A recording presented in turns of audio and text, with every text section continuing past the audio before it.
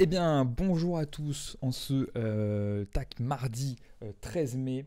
Pas mal d'actu aujourd'hui, un petit choc dans l'écosystème français des cryptos. On va venir tout de suite dessus, mais avant de parler de la mauvaise nouvelle, on va faire quand même un rapide tour de l'actu. Alors, évidemment, pas un tour de l'actu complet, le but c'est juste qu'on regarde quelques news qui peuvent nous intéresser. La première news, qui est une très bonne nouvelle, c'est la crypto-monnaie bourse. L'action Coinbase entre dans le célèbre S&P 500. Ça faisait déjà pas mal de temps que Coinbase était coté au Nasdaq. Et aujourd'hui, ça vient de rentrer dans le standard, dans le S&P, donc le Standard & Poor's 500, qui sont les 500 meilleures entreprises américaines.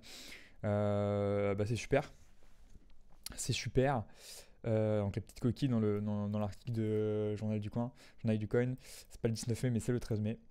Du coup c'est vraiment incroyable, c'est un pas de plus du monde de la crypto dans la finance traditionnelle. Puisque Coinbase, voilà, un DEX, pas un DEX, un SEX, une plateforme d'échange de crypto-monnaies qui va rentrer au S&P 500 et qui légitime encore plus la crédibilité des cryptos dans ce monde-là et qui en plus donne une entreprise. Alors moi je suis pas sur Coinbase personnellement, mais qui permet quand même d'avoir un peu de sécurité dans le monde un peu sauvage des cryptos malgré tout. Normalement, on ne devrait pas faire de FTX avec Coinbase, il y a beaucoup trop normalement de sécurité pour qu'il y ait un problème. Bon, évidemment, vous vous rappelez, not your keys, not your crypto. Si y a un problème avec Coinbase, vous ne pourrez pas non plus trop vous plaindre si vous perdez vos cryptos, hein. Le but, c'est de ne pas tout donner à un exchange. Donc voilà, à retenir, mais c'est un pas incroyable pour le monde des cryptos qui rentre encore un peu plus dans le monde de la finance traditionnelle. Et c'est appuyé par d'autres news, hein, notamment World Insider sur X qui nous montre que Justin BlackRock buys 686 Bitcoin. Voilà, donc à 9h23 ce matin, ils ont acheté pas mal de Bitcoin. Donc en effet, c'est le feu. Ils continuent avec la popularité de leur ETF. Ils continuent d'investir encore et encore dans le Bitcoin. Et enfin, dernière actu qui va dans ce sens-là, que j'aime bien, c'est sympa, c'est États-Unis. Le maire de New York veut faire de sa ville la capitale mondiale de la crypto. C'est super.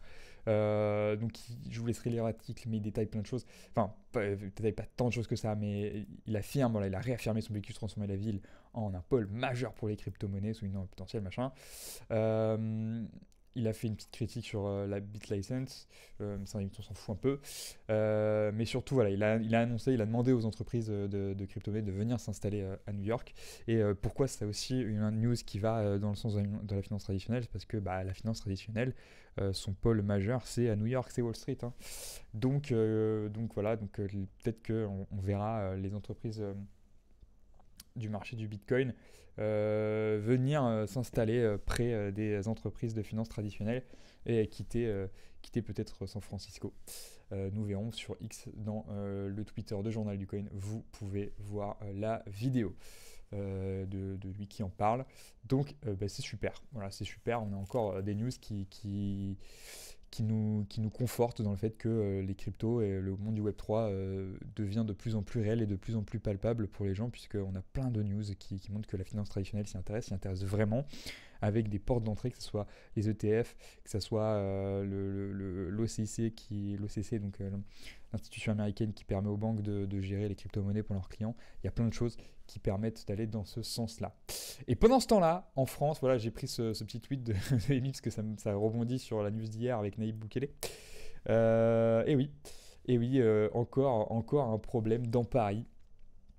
D'ailleurs, je ne sais même pas si c'est dans Paris, hein, mais si, dans Paris, où des gens ont essayé d'enlever la famille d'un président d'Exchange. Alors, je sais pas de quelle famille il parle, de quel président il parle.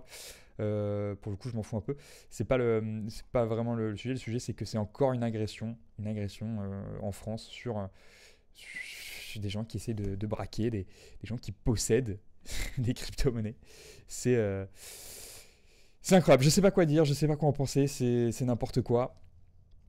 Où vit-on, dans quel monde on vit, quoi. Et voilà. Et donc, si jamais dans mon audience, il y a des gens qui avaient prévu de faire un braco sur des gens qui possèdent de la crypto-monnaie, rappelez-vous que toute personne qui fait du DCA sur du Bitcoin gagne de l'argent en ce moment.